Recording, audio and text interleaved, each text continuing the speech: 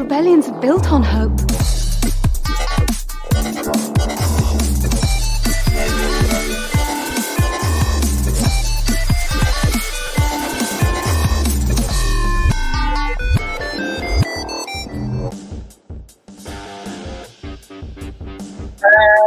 To another episode of Radio Rebellion, a Star Wars podcast. I'm your host, Alberto Calderon, and thank you for joining us on another Star Wars Saturday as we're here live talking about Star Wars, that movie franchise and books and TV shows that we love so much. Thanks for joining us, everyone out there. It's Saturday. We took a week off last week after the Bad Batch, done a bunch of shows. Just need to take a little break. But we're back today, riding solo, OT. It's on vacation somewhere, who knows? He'll be back next week. Next week will also be a fun one, just as today, as we'll finally delve deep into our Acolyte speculations. A lot going out, but we'll save that for later. But thank you to everyone who's out there. How are you guys doing? It's been a cool day. It's summer's almost here. There's a lot of storms out there, especially here in Florida and the South, from Texas all the way over here. Stay safe to everyone out there, as we say, be safe. Stay safe. Hope everyone's doing okay. We're doing fine here. A little bit tired, but that's the usual when it comes to these hot summer Florida afternoons. But you gotta be here. All right, thank you for joining us. If you're watching us today live and it's your first time, thanks for being here. Make sure you subscribe to our show. Hit that like button down there and comment down below any thoughts you might have about all the topics we'll be talking about this week, next week, or wherever. Just let us know down in the comments. And, of course, in the live chat if you're here. You got to be here. You got to be subscribed. You don't want to miss episodes. I usually wait till things are but 100% kind of set. We're around 90 to 95, I would say, confirmed. So I'm just going to drop it now. We're looking to mid-June, I believe, to hopefully have author Tessa Gratton here joining us. It's going to be a couple of weeks after Temptation of the Force comes out, and we're just going to dive right into it. And, of course, all the other Star Wars stuff she's done. So start reading Temptation of the Force when it drops on June 11th. Make sure you've read Defy the Storm, Path of the Sith, all that stuff. And subscribe to our channel so you don't miss when that episode drops, or just figure out the date. Mid-June, figure out the dates.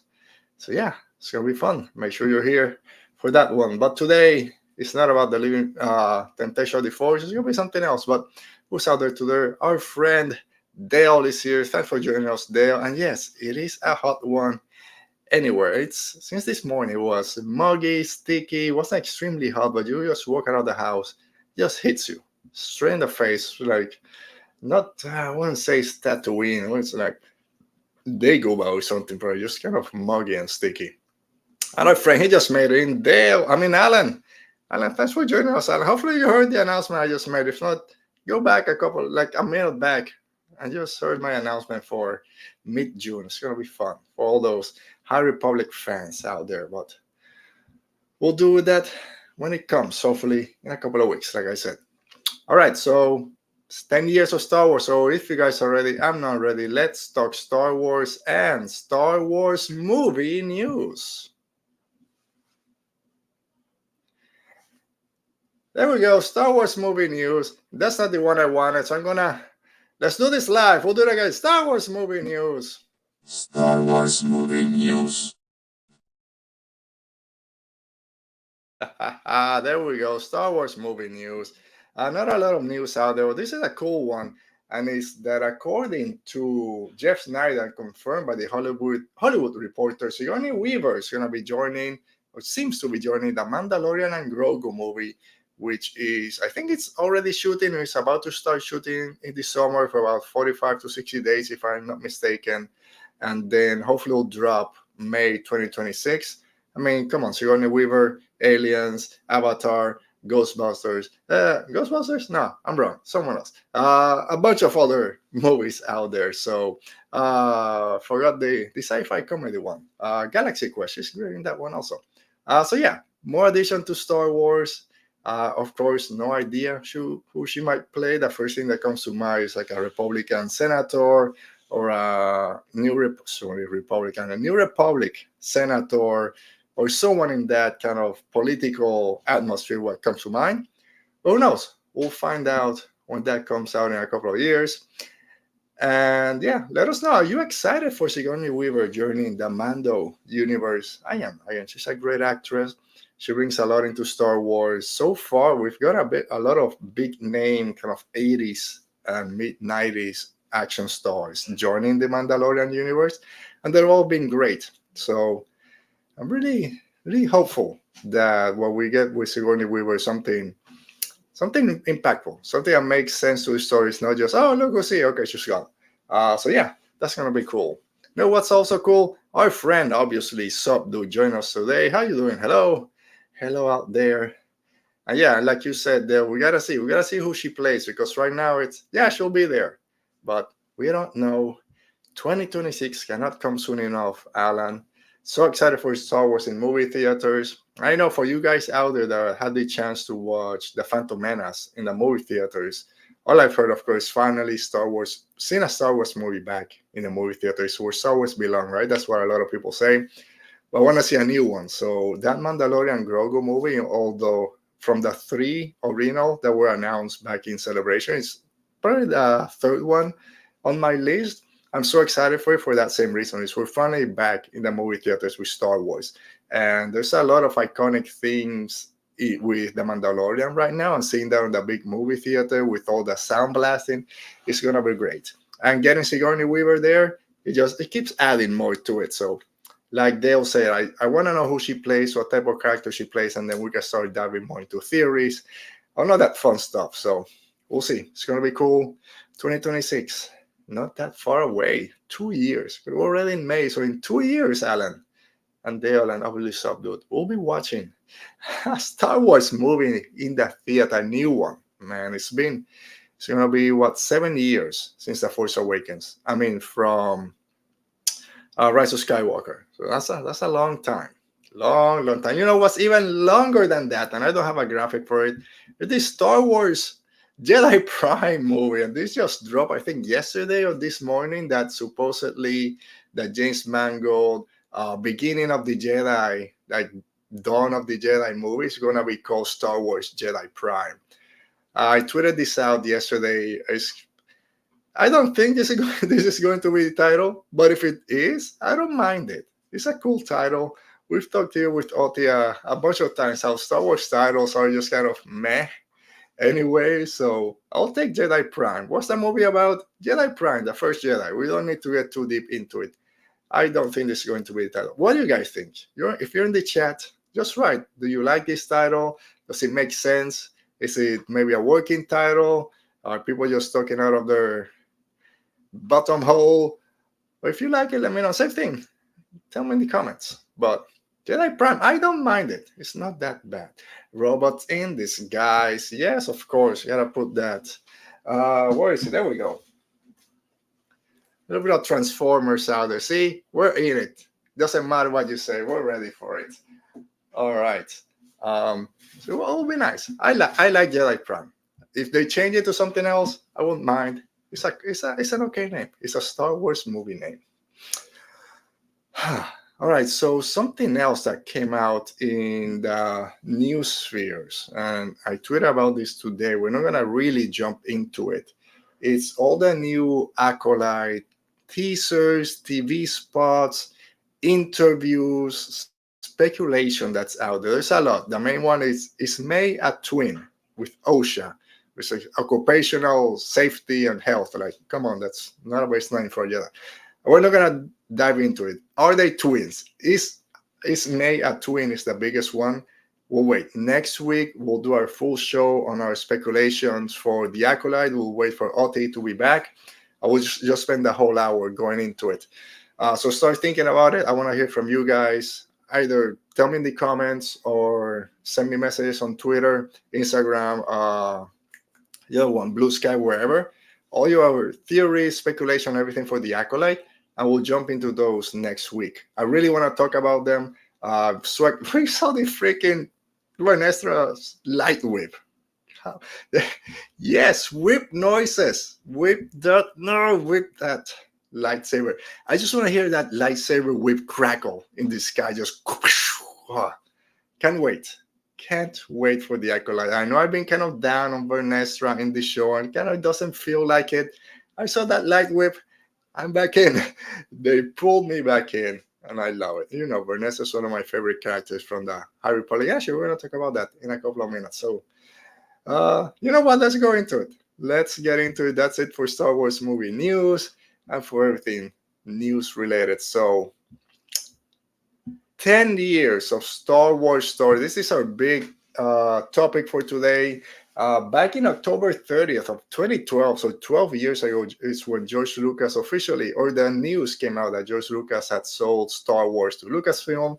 And then 2 years later, October 3rd of 2014, the first Star Wars anything under the new umbrella drops, and it's Star Wars Rebels. And it's been 10 years since Star Wars Rebels came out as the first official. I hate calling it Disney Lucasfilm. To me, it's Lucasfilm. Everything is Star Wars. Everything is Lucasfilm. Benefits under George Lucas or Disney, Kathleen Kennedy, whoever you want to blame for the things you didn't like.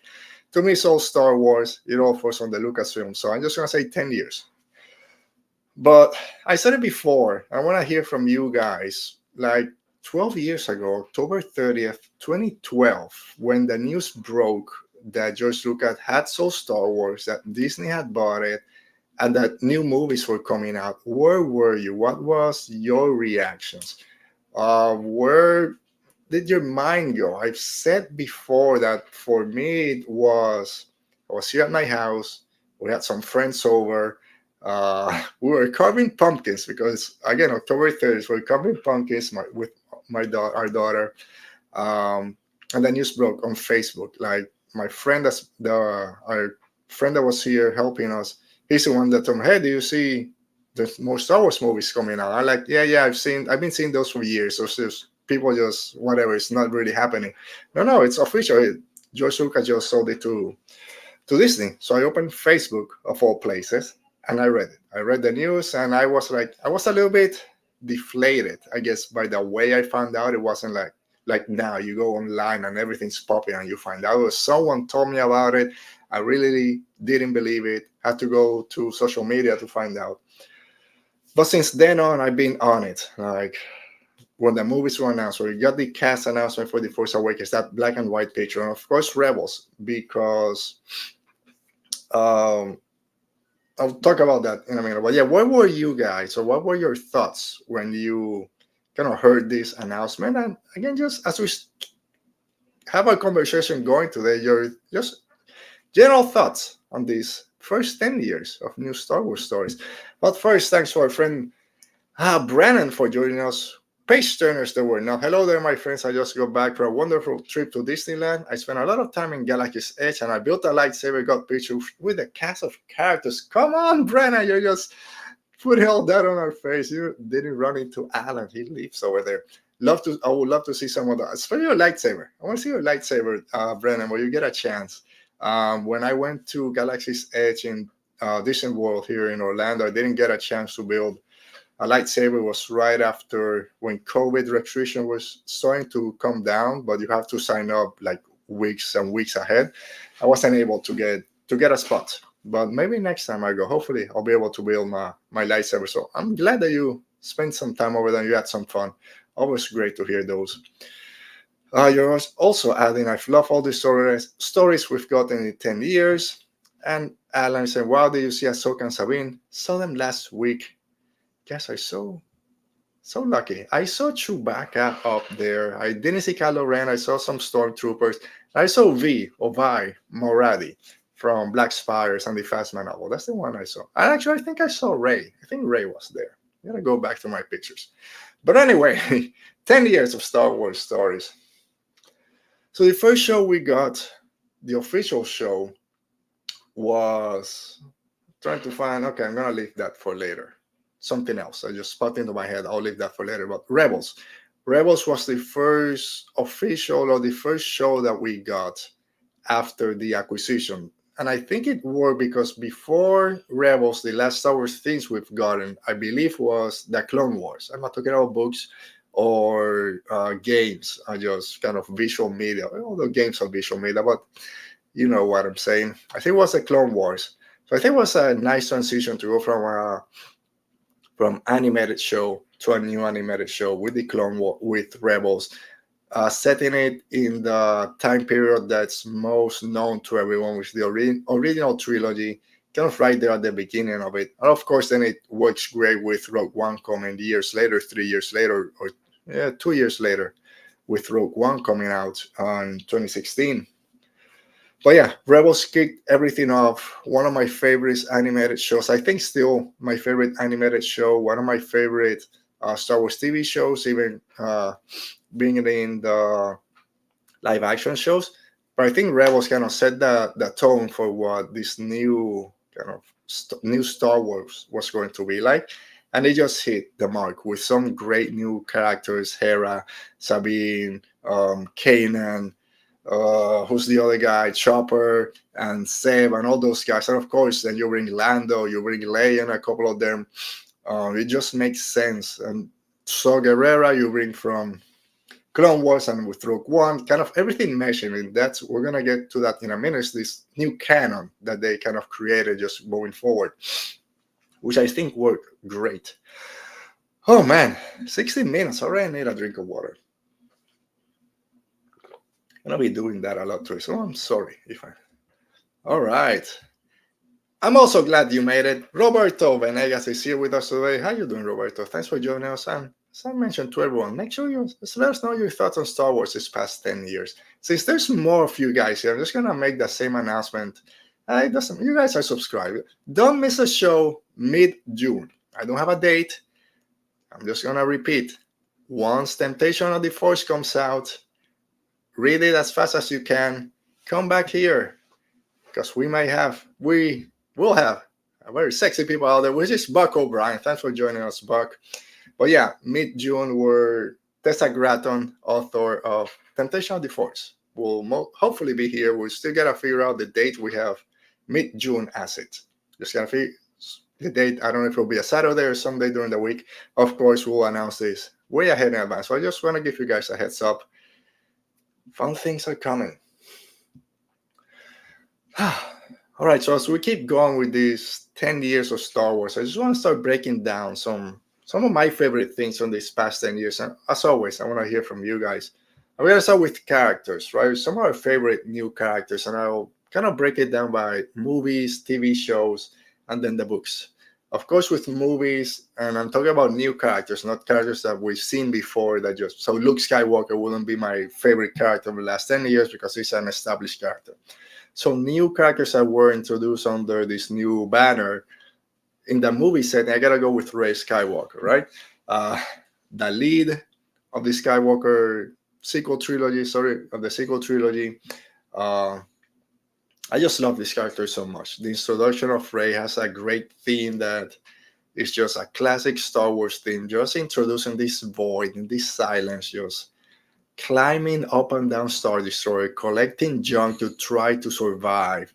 And then as a great Star Wars hero, and I don't care if people say that, oh, it's just a copy of A New Hope, it's just doing the same bits. There's a lot of differences. But she does what a lot of great heroes does. And I just want to survive. She's just there living her life.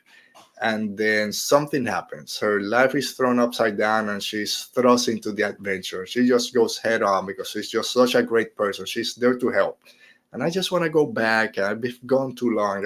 Just in case my parents come back. It's like, your future's out there. You gotta leave that behind, right? Or kill the past, like Kylo would say. You just gotta move forward.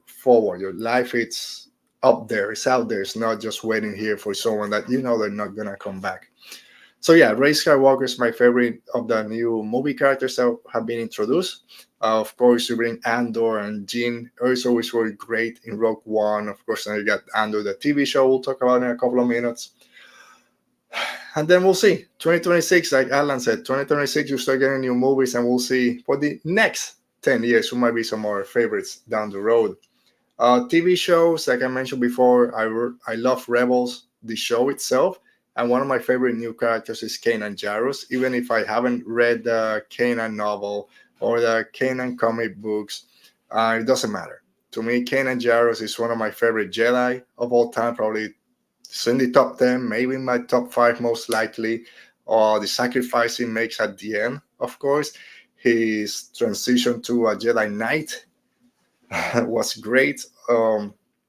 Every scene, every episode that we got had to do with whether in the mountains, like the all the Force-centered episodes were great. Everything had to do with Kanan and the Grand Inquisitor, and of course training her. I mean, training uh, Ezra, and of course helping Sabine overcome her issues with the dark saber, and the great sacrifice at the end, and then whatever that wolf was with Doom, and was he whatever his transformation was. I think he's just a great character. So yeah, TV show wise, Kanan Jarrus is one of my favorite new additions to Star Wars. And then Din Djarin. You can't talk about new Star Wars without talking about The Mandalorian. And I think Din Djarin is one of the best characters out there. You can see over here, over my shoulder, there's Din Djarin, there's Din Djarin, there's Din Djarin. There's like 3 or 4 Din Djarins back there. Some more on my office at work. So yeah, he could have just been a blank Mandalorian bounty hunter. We never see his face, just a helmet with a cool armor, cool weapons. But look where we are now. 3 seasons in. There's a movie coming out with him. Pedro Pascal, which was an established actor, but Mandalorian kind of pushed him over the top, and now he's one of the most famous people out there. Even if we've seen his face twice, I think, in the whole show. But he brings something to that character. And of course, all the other stunt actors that portray Din Djarin have done a great job. So, yeah, you're right, Buck. Din Djarin is the king of our hearts that we all need. He is. I mean, I've said it before, and so you guys might have seen I was crying here at the end of season 2 of The Mandalorian. It wasn't because Luke Skywalker came back. It was because this father was giving up his son so he could have a better life and reach his potential. So I'm just bawling here as a father. But yeah, Din Djarin, the father we all need. And book-wise, some of my favorite characters, talking about the High Republic, Stellan Gios. I just mentioned how Kanan Jarrus is a great Jedi. Stellan Gios is what a Jedi should be. And I know the Jedi get a bad rap if they're too centered or too, I don't know, they follow the line too close. So they don't break the law. He's not as Elsar Man. He's not Anakin Skywalker. He's more Obi-Wan, kind of Yoda. This is the light. This is the Force. I'm going to follow that path. And that's what I love. That's what a Jedi should be in my eyes. I love Stellan Gios. He's one of my favorite Jedi in the High Republic. One of my favorite Jedi overall. Unfortunately, he didn't know how to swim. And he's at the bottom of the area motion, hanging out with the progenitor of the Drengir. So yeah, Stellan Gios, and following right next to him is his Padawan, Vernestra Rwoh, who we'll be seeing in the High Republic show, The Acolyte. I should call it the High Republic show. We'll be seeing her in The Acolyte in a couple of weeks. Vernestra, since I read Test of Courage, which was my first High Republic book, she just jumped to the top of the line. I love that character. I love what she represented, this 14 or 15-year-old at that time, already a knight, kind of always on top of things, had this lightsaber that could turn into a whip. She knows that she shouldn't have it because it has a connotation to the dark side and to Witches of Dathomir, but she still says that if the Force led her to create that lightsaber, that light whip, then the Force can't be wrong. So it made sense that she did, and that's like, yes, of course, you're a Jedi, follow the Force. And that's what I love about the High Republic. It's, you have the Force and you have the Order. Where do you fall? Even though Stellan Gios, like I say, is more, I'll follow the Order, and Vernestra is, well, the Force is telling me to go this way, which is what I love, of course, about Ola Jareni. I just forgot the other. Anyway, that's the great thing about the High Republic, is how all these Jedi kind of sense the Force and visualize the Force and decide, do I follow what the Order says or what the Force says if they contradict each other? And Vernestra Rwoh is a great addition to that. So I love Stellan. I love Vernestra Rwoh. I'm moving away from both the High Republic and the light side of the Force. I'll go to the dark side of this Force. It's Viceroy Exim Porsche. Who I knew from Shadow of the Sith. I believe he was introduced on one of the little side stories in the Aftermath trilogy, but I just love how he's portrayed in Shadow of the Sith by Alan Christopher, and Kisa, who's kind of his apprentice or whatever you want to, not apprentice, he took over her body with the mask and all that stuff.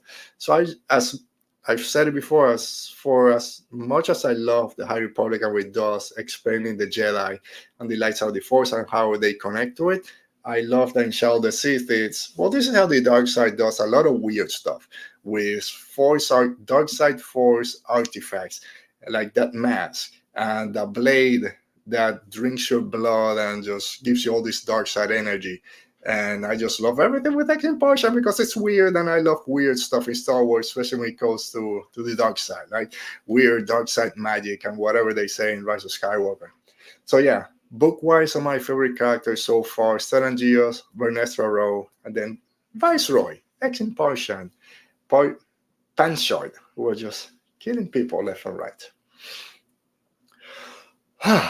So yeah, favorite news stories. And this is a little bit, this is difficult. I put a couple there, but it's difficult to I gotta sit down like for a week and just really think of all these stories I heard. So it's kind of general. The first one I have, The Force Awakens. I mentioned before how much I love Rey, introduction, and The Force Awakens in general. The Force Awakens is in my top 3 Star Wars movies of all time. Like I said a couple of minutes ago, I don't care if people say just a copy of A New Hope. To me, it just felt fresh. It felt like a return. I'll say a return to form, but nothing against the prequel trilogy. All that was Star Wars, it felt like Star Wars. When I meant a return to form, just like now we're going back to a movie theaters after 7 years. The Force Awakens was, okay, we're back with Star Wars in the movie theaters. And once the Falcon comes into play and we hear the music for the first time as they're running to, that junk will do, or that piece of garbage, that's when I felt like, I'm in safe hands. This is Star Wars, we're going to have a lot of fun. And it didn't stop. And The Force Awakens, and next to it will be Solo, which is my go-to feel-good Star Wars movie. I just have a smile on my face for 95% of that movie. As soon as he's blasted into space, we'll have you fly in no time. In Solo, as I'll say it before and said it again, a smile comes into my face, it doesn't leave for the next 2 hours. So some of my favorite news stories, mostly The Force Awakens. Solo, again, it's Han Solo's backstory. Is it really new? It was a new story. And I love, and speaking of favorite new characters, Enfys Nest. I'm going to forget Enfys Nest, one of the greatest. One of the greatest. All right. Whew. Let me take a break as I read Alan's comment. You can't deny what John Williams did with Rey's theme. One of the most powerful, evocative character introduction as told with music, which is 100% true. And Buck, my go-to feel-good Star Wars films are Solo and The Phantom Menace. Buck, you know what? You and me, we're similar mindset. I said Solo. Phantom Menace is one of the most fun you can have with a Star Wars movie. Last time I watched it, dude, I was smiling. I was quoting everything. I had a lot of fun. A lot more fun than I did 10 years ago, 5 years ago, whenever I watched it last. Phantom Menace is such a fun movie. I understand a little bit why it got hate back in 99. I watched it back then. I kind of fell a little bit into that, yeah, Jar Jar Binks is not that cool. This little kid, it was still good. But now, sit down, watch it The Phantom Menace. Dude, you're going to have a lot of fun with that movie. So yeah, right there with you. Another favorite story apart, I could say the High Republic in general, which of course, but I think Into the Dark, I say it's my favorite Star Wars book of all time. Into the Dark just took my vision of the Jedi and the Force to a whole new level.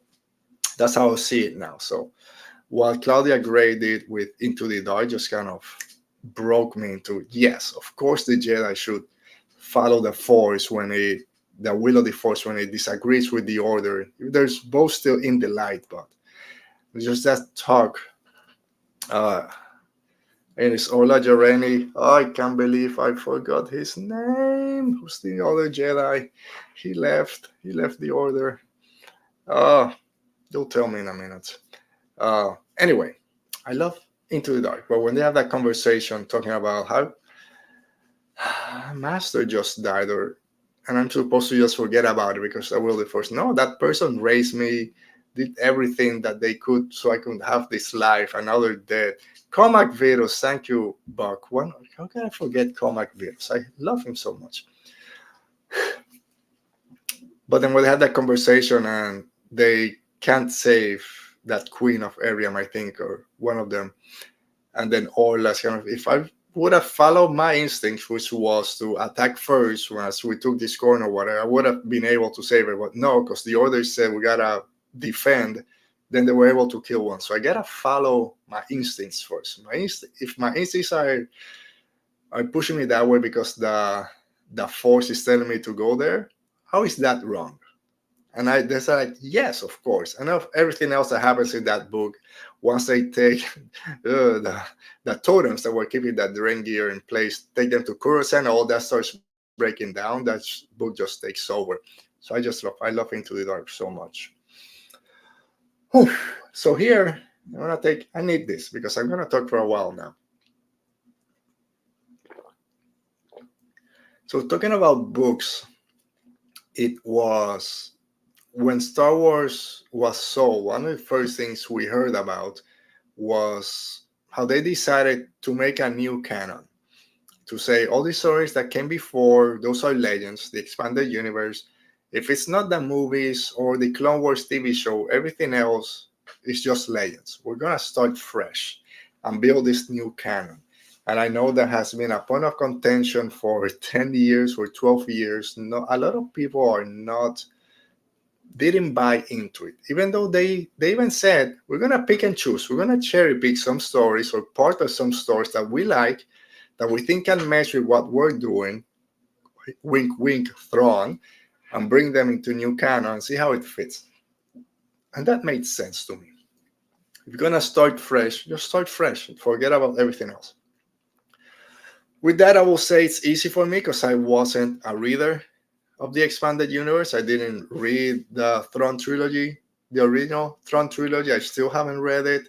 I didn't read any of the other books. So to me, it's okay. Let's start fresh, and then we can focus on this story going forward. So for me, it was a little bit easier than some other people. But again, all those expanded universe legend stories are still there. You can just go and buy the book and read it. So I don't know why people get all twisted. But with that said, and with all the new canon books that we've got, I'm not gonna say which my favorite books are. Just go. We got 2 shows about those. You can find my favorite Star Wars book there. So we'll probably do a new one in a couple of months or next year. Who knows? But I just want to highlight in these last 10 years how much this new canon has kind of just run wild. All the new stories that we've gotten just in book form. I'm missing all the comic books, so just bear with me. And these are not all the books. These are just some of the most known books out there have come out in the last 10 years. And what I'm just saying here is look at everything that we've got. I know people bitch and moan about, oh, we lost years of the expanded universe. Oh, why are there legends? Blah, blah, blah. New canon doesn't work. Lucasfilm is in trouble. Lucasfilm is dead. The books don't sell. Look at this whole list of books and tell me that Lucasfilm's publishing is in trouble. Maul Lockdown, A New Dawn, Tarkin, Lords of the Sith, Lost Stars, Smuggler's Run, a Han Solo and Chewbacca adventure, The Weapon of a Jedi, a Luke Skywalker adventure, Moving Target, a Princess Leia adventure, Aftermath, Battlefront Twilight Company, Bloodline, Aftermath Life Death, Ahsoka, Catalyst, a Rogue One novel, Aftermath, Empire's End, Thrawn, Rebel Rising, Guardians of the Wheels, Battlefront 2 Inferno Squad, Leia Princess of Alderaan, Phasma, Last Shot, Most Wanted, Throne Alliances, Queen Shadow, Master and Apprentice, Alphabet Squadron, Throne Treason, Dooku, Jedi Lost, Resistance Reborn, Queen Sparrow, Shadows Fall, Poe Dameron Freefall, Throne Ascendancy, Chaos Rise, and now we go to the High Republic, Light of the Jedi, Taste of Courage, Into the Dark, Victory's Prize, Dr. Aphra, Throne Ascendancy, Greater Good, High Republic Rising Storm, Race to Crashpoint Towers, Out of the Shadows, Ronin, a Visions novel, Throne Ascendancy, Lesser Evil, The Fallen Star, Mission to Disaster, Midnight Horizon, Tempest Runner, Queen's Hope, Brotherhood, Stories of Jedi and Sith, Shadow of the Sith, Padawan, Princess and the Scoundrel, Path of Deceit, Quest for the Hidden City, Convergence, Battle of Jedi, Jedi Battle Scars, Cataclysm, Quest for Planet X, Path of Vengeance, Inquisitor, Rise of the Red Blade, Tales of Light and Life, Crimson Climb, Eye of Darkness, Escape from Battle, Defy the Storm, and The Living Force. Whew. How can Star Wars be in trouble when I just read, like, I don't know, like 175 novels and books out there, not counting the hundreds and probably thousands of comics that are out there, video games. Star Wars is not in trouble. Whew. But wow, and also, how can you pick your favorite Star Wars book from a list like that? It's a lot of stories in 10 years. So if even if you don't like the movies or you don't like the TV shows and you don't like what's coming, pick a book, grab a book and start reading. I'll send you some. I don't have that many, but I'll send you some Star Wars books. I won't send you a Star Wars book. Go buy them. Go to your local library. Help out the community. Read a Star Wars book. There's a lot. So Buck is correcting me. So I wish more lockdown were canon. That would make the use of Bong canon. Who knows? Maybe it'll come at some point. But how many? That's the first one. Maybe again, 10 years. Came out 10 years ago. That's what I'm trying to get there. All right. So let's jump now from the books to the sequel trilogy real quick. I won't spend too much time talking about it, but just overall thoughts on the sequel trilogy and the films, I should say, the films in the last 10 years. We've got Force Awakens, The Last Jedi, Rise of Skywalker, Rogue One, and Solo. How many? 5 movies in 10 years, which we had got 3 movies in what, like 6 years with the prequel trilogy. So it's not bad in terms of time frame. Of course, we got them in 5 years, from 2014 to 2019, where the movies came out. Again, I love the sequel trilogy. Some bumps down the road, a little bit up and down, but that's if we really honestly look at all 3 trilogies separately, but all 3 of them have little bumps. And then Solo, as we mentioned before, one of my favorites, just to sit down and have a good time. I love the interpretations on that one. And Rogue One is either people's favorite or least favorite because it doesn't feel like Star Wars. So of course it's Star Wars. Some people just talk about the last third and the battle on Scarif and Darth Vader. I like the whole movie. I know some people say the middle part's a little bit slow. They don't like that middle. I like everything. I really enjoyed Rogue One. It's kind of midway in my ranking. I think I had Solo first and then Rogue One, like 5 and 6 when I did my ranking. Just because I enjoy Solo so much, even if probably Rogue One is a better film overall, I just enjoy Solo more. But Rogue One has, I think, my favorite in terms of acting. I think Rogue One is the I don't even know how to say, most well acted Star Wars movie. Great score by Michael Giacchino, which he had to do like in 4 weeks, 4 or 5 weeks. If he should have gotten 2 months to do that. So I said script. The composing of the movie, the musical score, could have been even better. I still love everything that he did with the music in that movie. But I think overall they have done a very good job with the movies. Say what you want about there not being a plan. I kind of agree a little bit because you can say, oh, well, Luke say was going one way, Force Awakens, The Last Jedi went the other way, and then in Rise of Skywalker they tried to course correct or bring it back to what, I don't know. You can say what you want. We weren't there.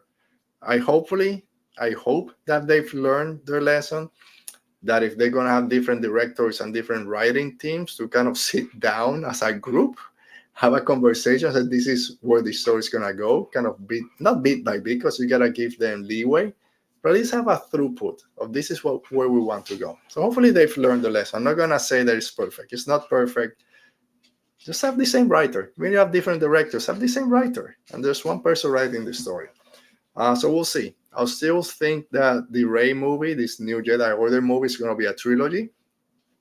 So hopefully they plan out the whole story in advance, even if they change directors or whatever, that they have the whole story planned out before they start shooting. Then Solo and Rogue One, like I said, I love them.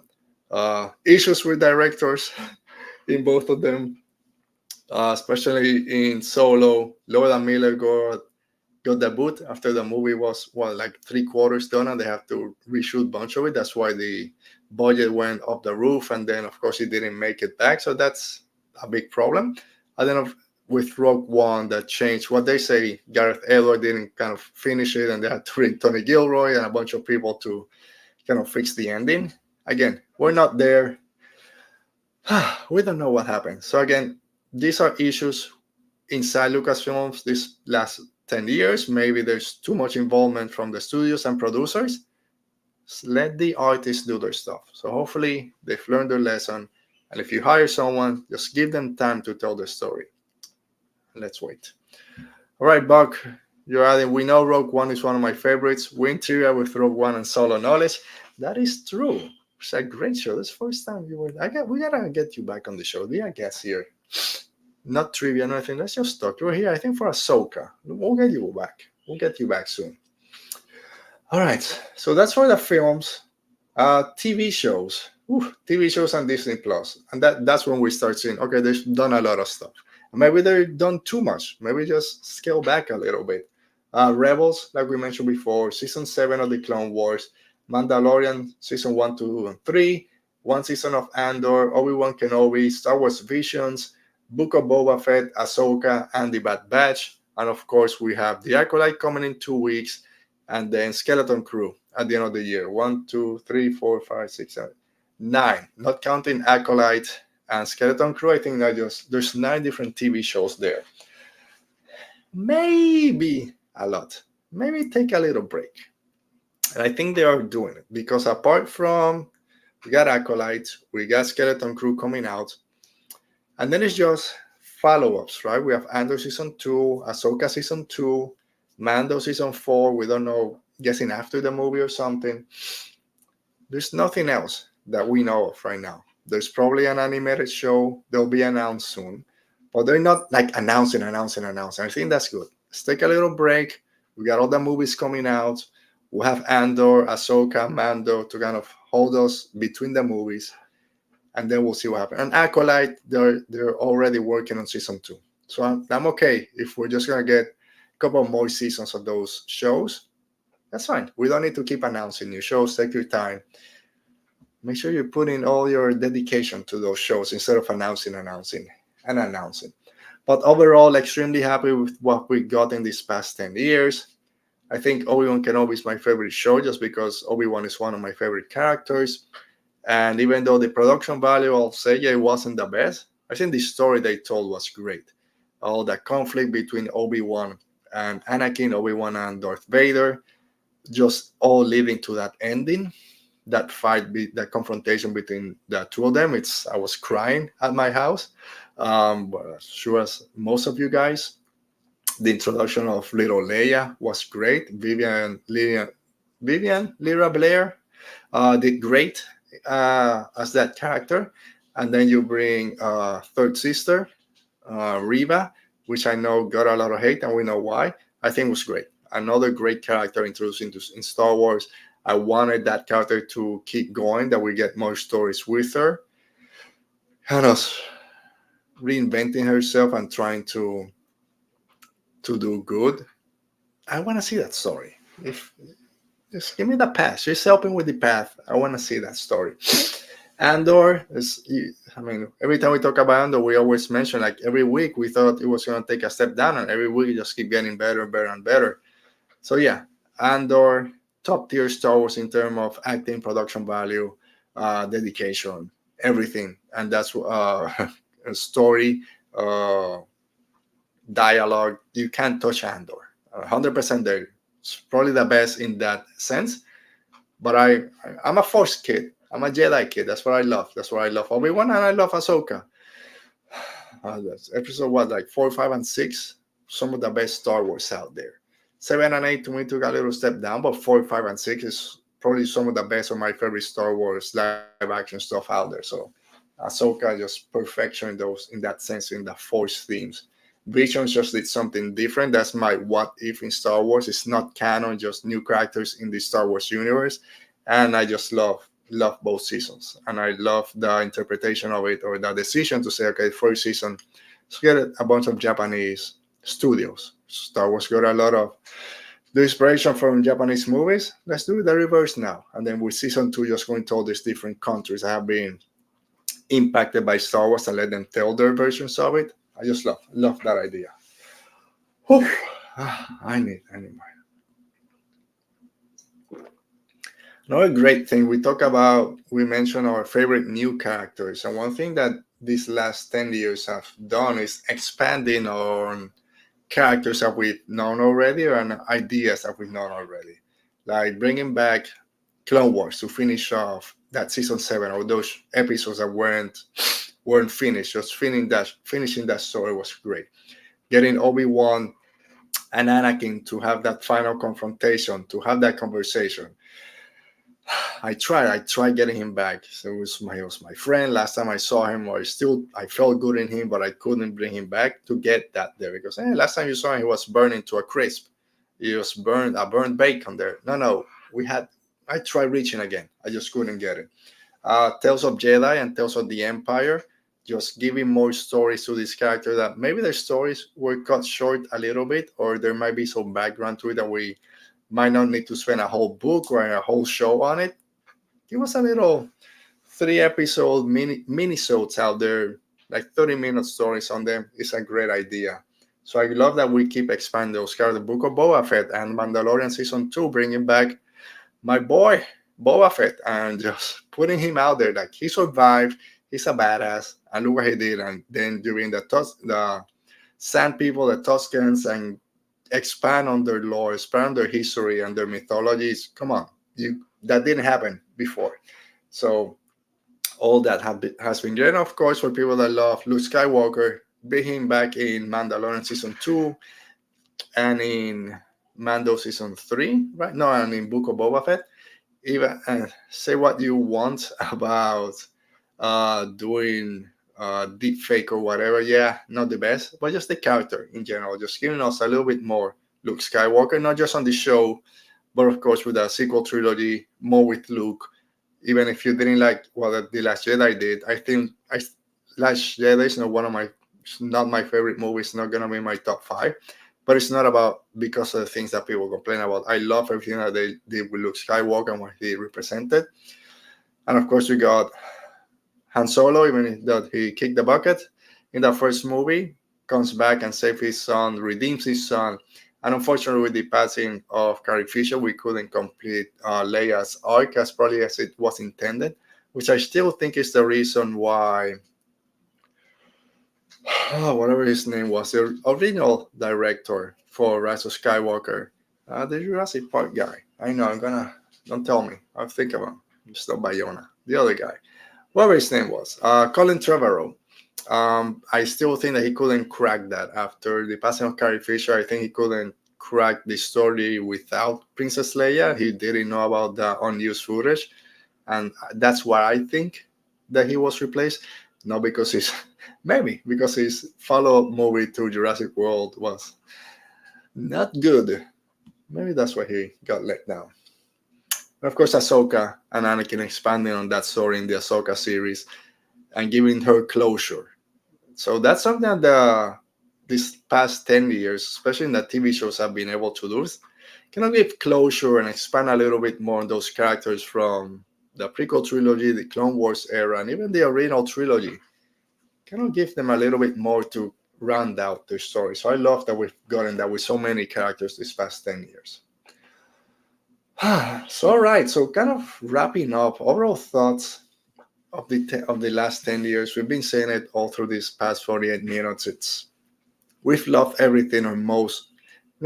I've liked everything that we've gotten. I've loved most of it.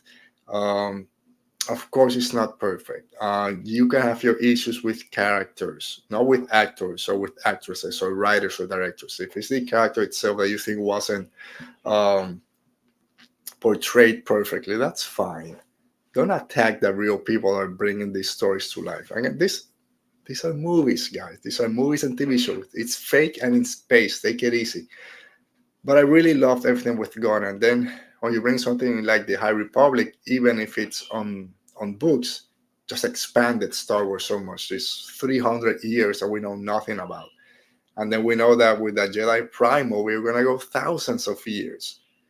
So yes, these last 10 years have been great for Star Wars. If it wasn't for Disney, Star Wars there'll be some video games, there'll be some books, some Legends books or expanded universe, and that would be it. So I'm extremely grateful that we've gotten all that we've gotten for the past 10 years, and we're gonna keep getting more for the next 10 years. So looking forward to the next 10 years, at least to the next like 4 or 5 years. We're going back to the movies like we've mentioned. 2026, we have The Mandalorian and Grogu. 2027 to 2028, we might get the Rey Skywalker movie, and then 2029 to 2030, the new Jedi, the Dawn of the Jedi, Jedi Prime. Probably maybe it's 2026, 2027, and 2028. Might be back to back to back. Wouldn't surprise me. But we're back. We're going back to the movies. We're gonna love it. It's gonna show on the big screen, Lucasfilm, and then the cross gonna hit, and we're gonna go nuts. Like Brennan said when we were on his show a couple of weeks ago. Check that out. Your thoughts when you see a long time ago in a galaxy far, far away, you know you're in Star Wars. Just sit back and relax. Can't wait to see that again in the movie theaters. Like we said before, we're getting Andor season 2 next year. Ahsoka season 2, I'm guessing next year. Or I think it's gonna be interesting. Is Ahsoka season 2 coming before or after the Mandalorian and Grogu movie? I would say before. I don't think we're waiting till June, July of 2026 for the Ahsoka season 2. It might come before then. Mando season 4, same thing. I don't know where that falls. And then the end of the High Republic. Next year, early next year is the last issue of the High Republic, at least of phase 3. My intuition is that we're gonna keep getting more stories in the High Republic era. I don't think that it's ending. We're washing our hands. Phase 3 is done. The High Republic is over. I think we're gonna keep getting more stories, either with characters or something in the High Republic. Maybe it won't be with Dana following Mark and Rowe and the Now and Elson Man and Ava Chris. I don't. That story will most likely end. But I think there's gonna be pockets. This is 300 years. We've only covered like 3 years between phase 1 and phase 3, and phase 2 is like 150 years before, 200 years before phase 1. There's a lot of years for more stories. So I think we're still gonna keep getting more. And of course, if the Acolyte works, we'll get Acolyte season 2 and maybe something else with the High Republic. As I'm almost done with Temptation of the Force, but I really wish, and I'm pretty sure it's never going to happen because Star Wars doesn't do adaptations of their books, but a trilogy of the High Republic, at least phase 1. If you don't want to go to phase 2, and you could with the second movie going back, man, a trilogy of the High Republic, at least the main adult novels. Dude, there's so much there. They're just visually seeing that. But a TV show kind of telling those stories would be, that would be my dream, would be that. So yeah, guys, 10 years of Star Wars, 10 more coming. What are your general thoughts? Do you love it? Do you like it? Is there something you wish they did better? Are you gonna be like Buck and you're gonna go see Vivian Lyra Blair next month at a con? Go and do it. There's a con over here in September close to our living. The Ocala Comic Con. Who's coming? I think Ray Park is coming. I don't know who else. We'll see between now and then. All right, so that does it for our Star Wars talk for today. Like I mentioned before, Oti will be back next week. Next week we'll do our Acolyte speculation show. So start sending me those speculations that you guys have. Is May a twin? Is she the Acolyte? Who's going to die? Is Yoda gonna show up? Does Master Indara, is she the one that dies in the first episode and that's what propels the story? Let me know. We're gonna have fun next week. Whew, man, I'm out of breath. That's what happens with age. But now we go to that part of the show where we talk about something else that's not Star Wars in A World Between Fandoms.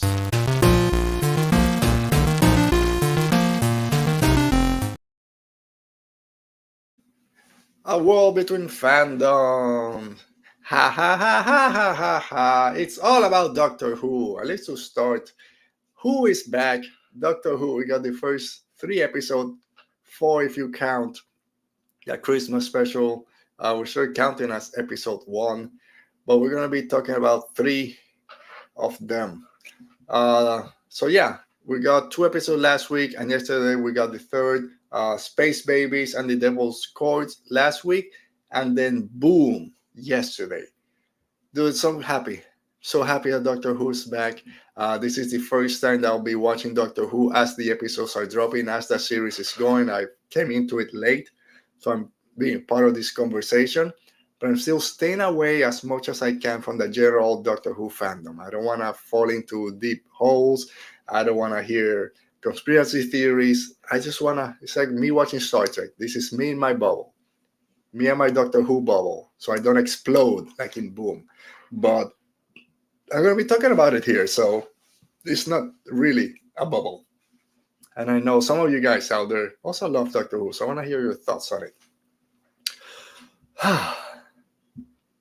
There you go. Boom, Alan. And everyone's talking about Boom was so damn good. Boom was pretty good. We'll get to Boom in a minute. But we start with Space Babies, which I think was a great start.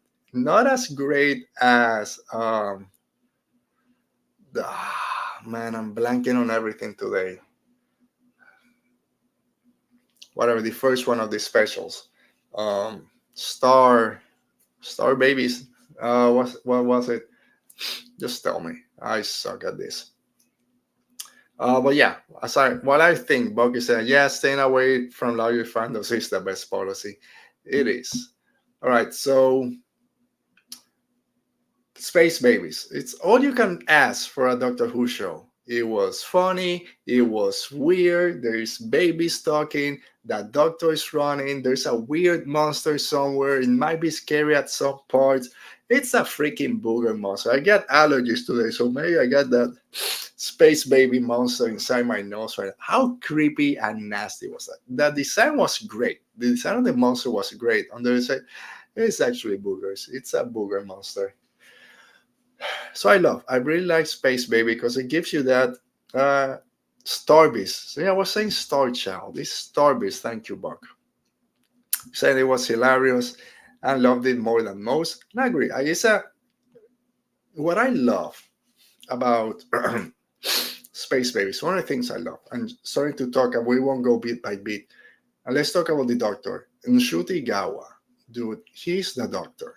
And I know we've seen him a couple of times before the official first episode, but I love how easily he switches from having fun with Ruby when they enter the TARDIS and we're going to do all this fun stuff. And then he goes, yeah, but I have no one. I'm the last of my kind. And then he gets serious. And there's all that heaviness that comes with the Doctor. You see it there.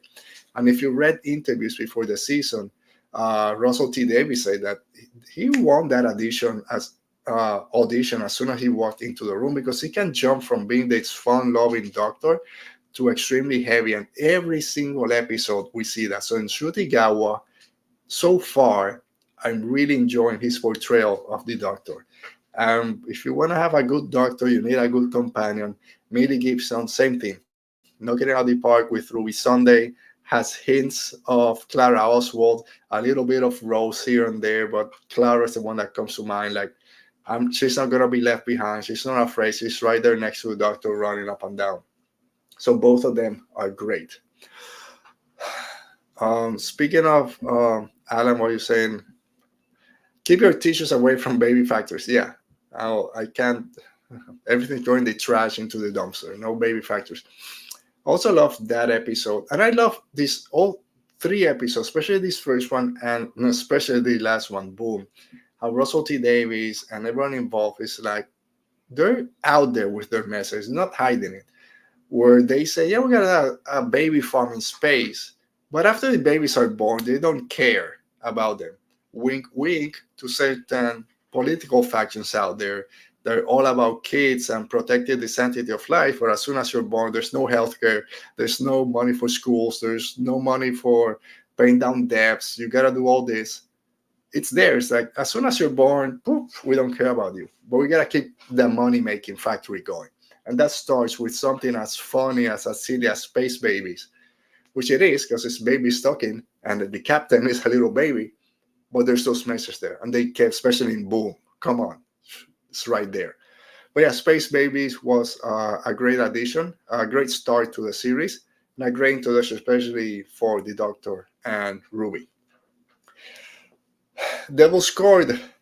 Devil Scored to me is an all-time great Doctor Who episode. Maestro, played by Jinx Monsoon, top tier Doctor Who villain already. Jinx Monsoon as the Maestro, dude commanded every scene. It was over the top. Yes, it needed to be over the top. The lore in that episode. Yes, she's the child of the toy maker. As soon as he heard that giggle playing on the piano, he's afraid. He goes running, which is something we don't see the Doctor do a lot. And we saw it also in the first episode. He was afraid, and they explained that that's the way it was kind of the storytelling, the storybook was designed. So there's a monster for people to be scared of. But then again, in the the Beatles episode have nothing to do with it. As soon as he hears the giggles, ha ha ha ha ha ha, on the piano, he said, "No, that's the giggle. We're getting out of here." He's the child, I should say, the child of the toy maker. Already beat him once. All these gods, we can only beat them once. You can only trick them once. We played ball. I did the assault once. He tricked the maestro with kind of taking away all the sound, which was a great scene using the sonic screwdriver to take away all the sound. You can only trick us once. So he was scared, but then you got the Doctor like, no, I'm the Doctor. I'm gonna show you how things are done. And then that confrontation at the end was great.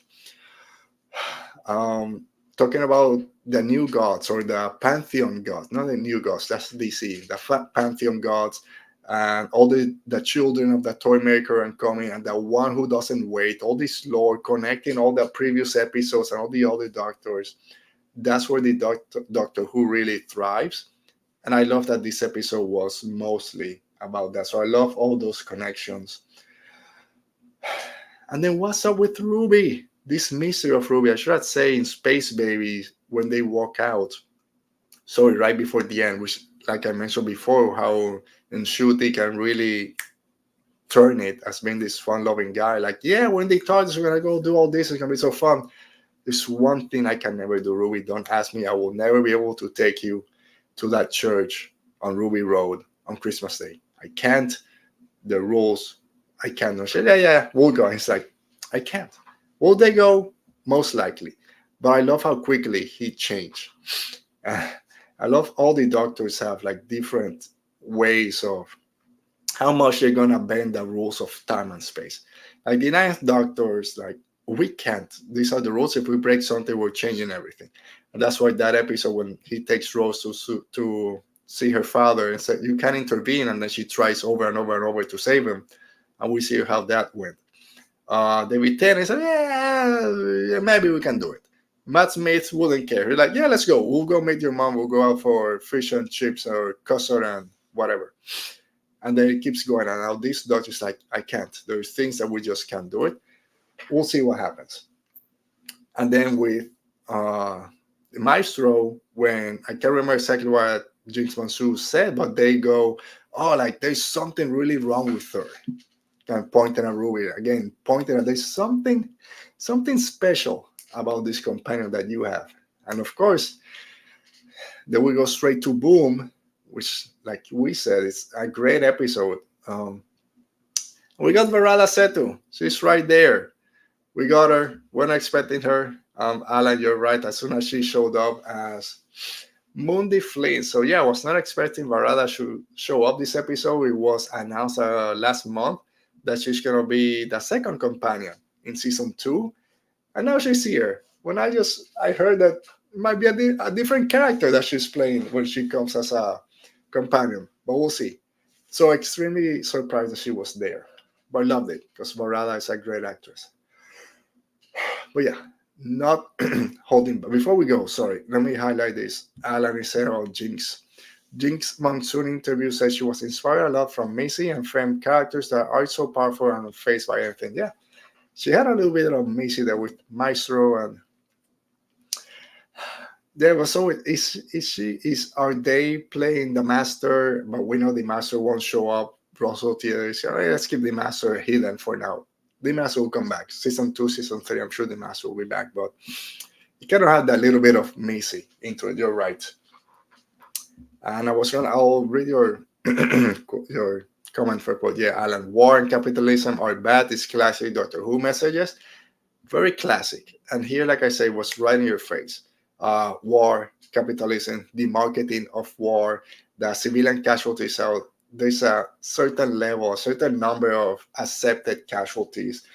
They're also throwing shade at the healthcare business, right? There was, I can't remember exactly, it was the ambulance coming. It's whatever your injury, there's not enough funding or something. We're going to kill you anyway. So we can, I don't remember exactly, but I know that when I heard that, is man, this is straight to healthcare industries out there. Capitalism of war, making money of war, convincing you to fight an enemy that doesn't exist. Why are we fighting for? People don't know. Just fighting without knowing the reason why. There's some. It was just there, and especially with everything happening now in the world. It's like, yes, please, Doctor Who, you're silly. You got space babies. Yes, very serious. Also, as I throw these things, and freaking Ruby got shot, and I got scared. Like, I know she's there. But, there were rumors a couple of months ago that, yeah, Ruby's going to be there for one season, and then we're getting a new companion. And she got shot in that third episode. I'm like, she's not going to die, but maybe she's going to die. Coming out of nowhere, Stephen Moffat, just a madman out there with this episode, keeping the Doctor not really being able to do what he does best, but still doing it. And also, thoughts and prayers, here you go, thoughts and prayers, they don't mean anything. Yeah, it's in your face. And attacking faith. And I'm not going to that's up to everyone out there. But I love the ending when the Doctor says, even if I don't believe in faith, doesn't mean that I don't need it, right? And I think that's a great balance between faith-based and science, or whatever you want to call it out there. I might not believe in something. That doesn't mean I don't need it once in a while. And the snow, every time the snow falls, something's happening to Ruby. And then the Doctor say, no, that's good. Snow means there's still hope. That's what rebellions are built on hope. The Doctor is built on hope. And who's this old lady that keeps showing up in every episode? I know she has a name, but why is she in every episode? I want to know who this old lady is and what she's bringing. And of course, the mystery of Ruby Sunday when, that scene, your next of kin, your next of kin is, and your next of kin. It's like, tell me who's my next of kin, who are my parents? And we're all waiting. Even the Doctor's like, oh crap, what's going to happen now? We didn't get it, but great episode. Great episode. All right, Buck. I screamed so loud and hit my face from the screen. I couldn't watch for a minute or so. And I think when she got shot, right? It's like, what are you doing? Don't kill her already. And then the Doctor said he can't do anything, which is probably the worst thing for him, right? His companion just shot. She's dying 10 feet away and he can't move. Oh, dude, Doctor Who. Yeah, stupid. Get weird aliens. It's very deep also. So I love it so far. Next week, I believe it's called 72 Yards. It's a little 30-second clip at the end of boom, the Doctor goes missing or something. So very excited for it. Can't wait for next week. And then we're going to be halfway through the season, which is kind of a bummer, but it's fine. Whew. All right, so moving away from Doctor Who, we also got trailers for Season 2 of Rings of Power and Season 2 of House of the Dragons. Rings of Power coming out August 29th, I believe. Rings of Power was my favorite show of 2022, going against House of the Dragon and Andor. But Rings of Power and Star Wars for me are neck and neck and my favorite thing. I love fantasy more than anything. So I really love the first season of Rings of Power. Season 2, this trailer just looks phenomenal. Like, the stakes are high. Like, there's no more dilly-dally. We didn't get anything really in the trailer with the Hardfoots and with the Stranger, wink, wink, Gandalf. They released like a 2-minute behind the scenes, and then we got a little bit of them.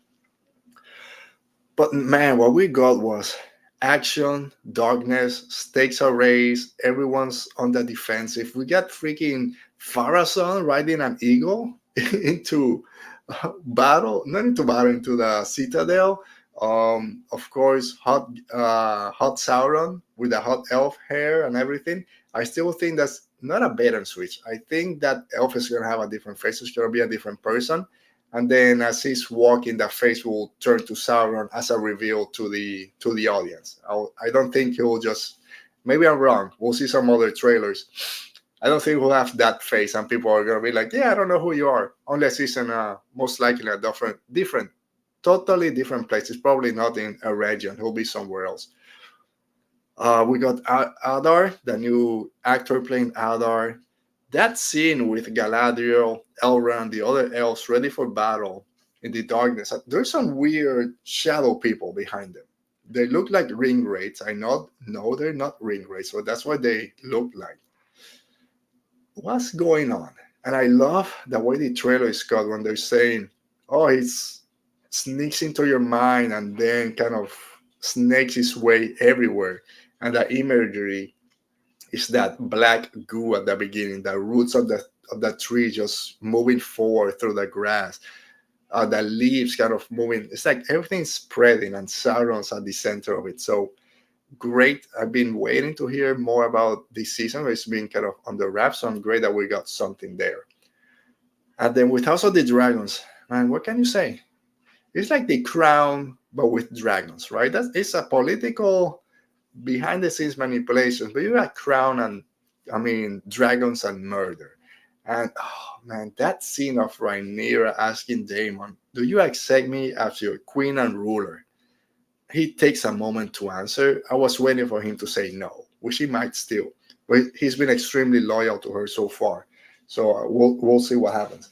But man, I love everything. Like the stakes are set up so high. Like the king Aegon and his brothers are just chewing at the bits to go fight someone. And Daemon's like, I didn't know they were so eager to die. And there's this giant dragon at the end that Rhaenyra is taking it. And that's coming like a week after the Acolyte comes out. I think June 16 or something. So next couple of months is gonna be all out there for us fandom fans. So I can't wait for what's coming. All right, that does it for today's show. And thank you guys. That's it for us today. Why am I hitting this button? This is the one I want. Thank you to everyone that joined us today. Mark, Alan, Brennan, Roberto, Dale, obviously Subdude. If I missed someone, I'm sorry, but thank you for everyone. Brennan, I think I mentioned you. Go check Brennan's show. Go check the show we did with him last week or 2 weeks ago. That's so much fun talking about Star Wars, especially now that we're the 10th year since the acquisition. But I had a great show. Great show today with everyone out there. Thanks for joining us. We'll be back next week with our Acolyte speculation. Make sure you hit that thumbs up button for today. If you're watching this, I repeat myself on the replay. Thank you. Make sure you subscribe so you don't miss any new episodes. And when I say that, when we get Tessa Grant on here, hopefully mid-June, you don't want to miss it. And forgot to say, if you're listening on the audio podcast, thank you. Give us a rating. Give us a 5-star review. We'll be back next week with a lot of stuff. Like everyone is saying out there, may the force be with you. Stay safe. Be safe. May the force be with you. See you next week.